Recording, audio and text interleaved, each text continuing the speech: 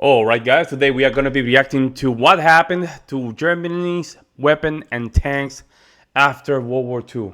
I never know what the hell happened. Some of the countries, the Allied got some of them, and I know Russia got some of them, but not all of them, right? So that's a good question. Make sure you guys subscribe before we move forward. I'm going to really appreciate that. In the meantime guys, let's jump in. After World War II, they didn't just disappear, they kept fighting. From panzer tanks in Middle Eastern wars to Luftwaffe planes in American air shows, Nazi military tech shaped global history in ways you wouldn't expect. Today we uncover the surprising afterlife of Hitler's war machines. As the dust settled on World War II, the Allies faced an unexpected challenge: what to do with thousands of captured German tanks. These formidable machines, once the pride of the Wehrmacht, now sat idle in vast depots across Europe. The sheer number of tanks presented a logistical nightmare. Storing and maintaining them was costly, and destroying them seemed wasteful given their potential value. With tensions rising in the Middle East, Allied nations saw an opportunity in this excess. Countries like Syria, Egypt, and Israel were eager to build up their armed forces, and these German tanks offered a cost-effective solution to meet the growing demand for military forces. And these German tanks offered a cost-effective solution to meet the growing demand for military hardware. The process of repurposing these vehicles was complex.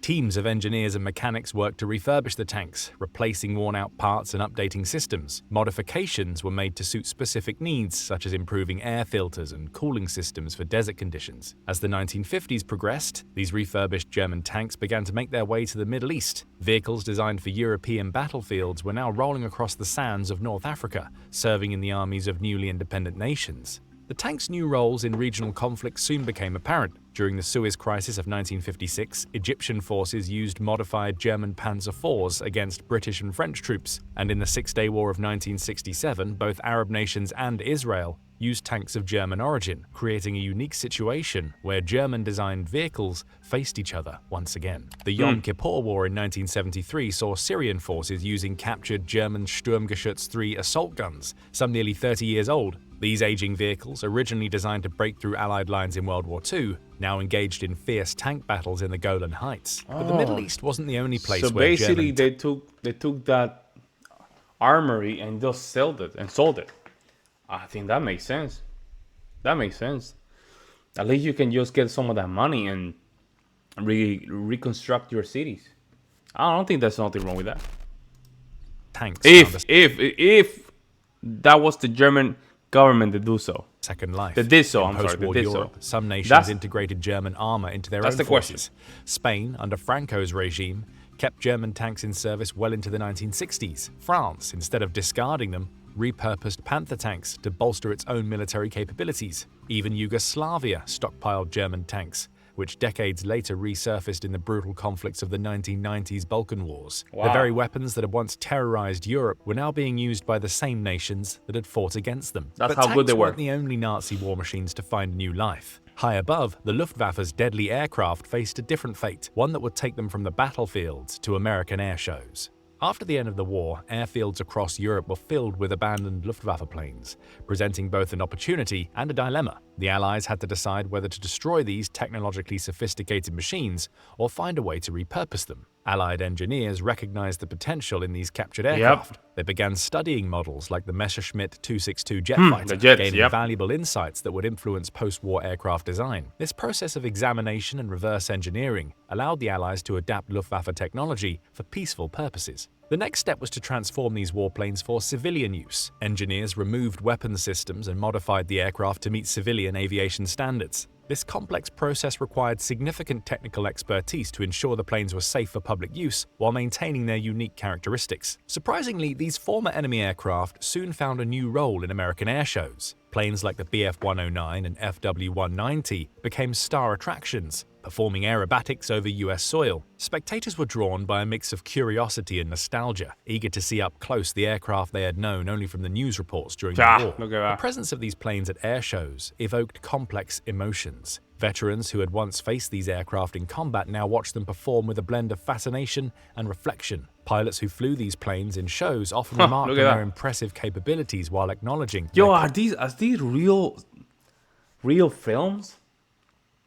Are these real films, guys? complicated history. But the US wasn't the only country intrigued by Germany's aviation technology. Soviet engineers carefully studied captured Luftwaffe jets, again particularly the Messerschmitt 262, leading to breakthroughs in MiG fighter development. Argentina went a step further, purchasing ex-Luftwaffe aircraft and even hiring former Nazi pilots to train its air force. Even South Africa briefly experimented with using German so basically aircraft before Argentina phasing them out. and Chile, right? They both got a lot of German soldiers as well, and scientists. Now, the influence of Luftwaffe engineering stretched far beyond American airshows, quietly shaping the next generation of global air power. While Nazi aircraft found new life in civilian airshows and air forces, other aspects of the Nazi war machine were undergoing their own transformations. The vast arsenal of small arms left behind by the German military would soon embark on a journey that would have far-reaching consequences for global conflicts in the decades to come. Millions of captured German firearms would soon impact conflicts from Asia to South America, raising questions about their distribution and control. The immense quantity of German small arms after World War II presented an unprecedented challenge. Millions of weapons were scattered across Europe, creating a logistical nightmare for Allied forces. The Mauser 98K rifle and MP40 submachine gun, once central to German military operations, now lay in vast stockpiles. The Allied nations faced a difficult decision regarding this massive arsenal. Initially, many serviceable weapons were allocated to active units, particularly anti-tank grenade launchers. Those beyond repair were often melted down from. As Cold War tensions rose, the redistribution of these German small arms intensified. Many World War II firearms were stockpiled by various governments and later sold or donated to smaller nations, particularly those aligning with communist ideologies. Tracking these weapons proved incredibly challenging due to their sheer number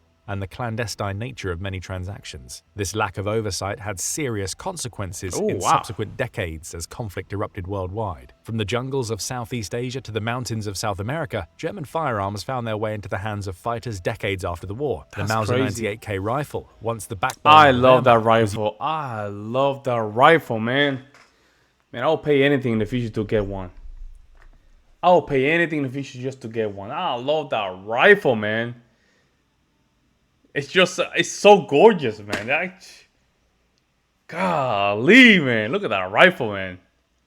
Beautiful, man.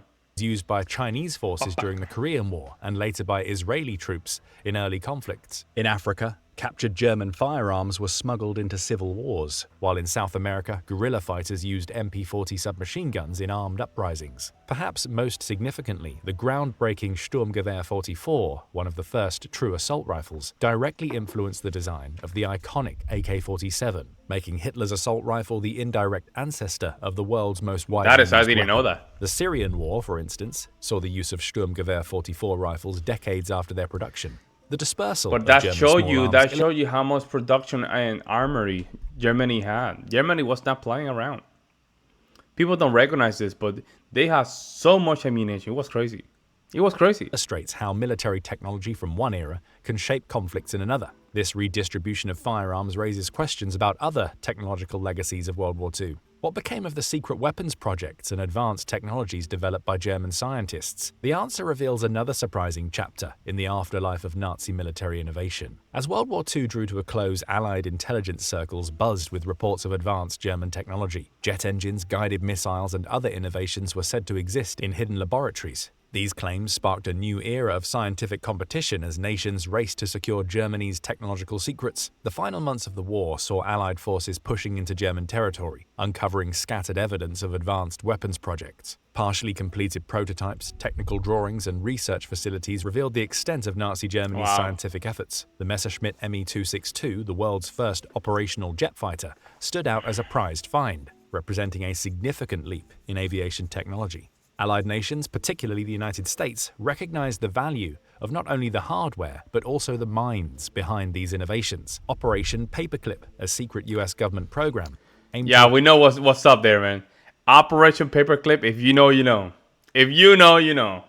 Recruit top German scientists and engineers. This know. controversial initiative brought numerous German experts to America, including those who had worked on rocket technology that would later influence the US space program. Man, But we're the Americans crazy. weren't We the are only crazy ones as a racing nation, to man. secure Germany's technological secrets. The Soviet Union launched its own initiative, Operation Osavyakin, where thousands of German scientists were forcibly relocated to work on Soviet weapons programs. These scientists played a crucial role in shaping early Soviet missile and aviation technology, contributing to the Cold War arms race. Meanwhile, Argentina recruited former Nazi engineers, hoping to develop its own rocket program, though these efforts ultimately failed. Even China I gained was about to say, I don't think they have a rocket. Do they have a rocket program over there in Argentina? I don't think so. access to some German technological research, incorporating it into its early Cold War military developments. Nazi wartime research didn't just shape the US space program, it influenced global military strategy for decades. The ethical implications of employing former Nazi scientists sparked significant debate, with critics arguing that it compromised moral standards while proponents claimed it was necessary for national security.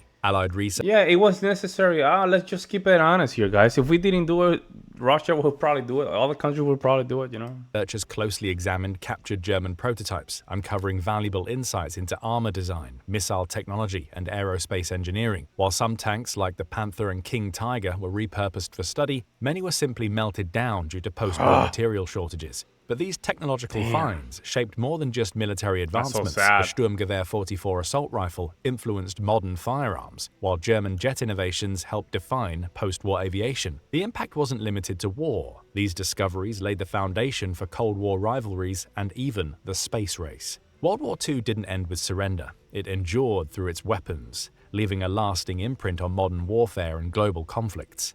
The remnants of Hitler's war machine continue to shape military strategy, technology, and geopolitics to this day. Well, that's it. Thanks for watching. We hope. There we go, man. There we go. That's kind of interesting. I didn't know that. I didn't know that some of these weapons were used in South America and even Africa and even in the northern part of Africa. I didn't know that. I did not know that. So they were in Asia as well, southern part of Asia. They were smuggling so much of these weapons. That's how much Germany had after the war. Wow, man. Oh, wow, this is crazy, bro. Let me know what you guys think, guys. I would love to hear you guys' opinion. Meantime, guys, I'll see you next one. I'm out.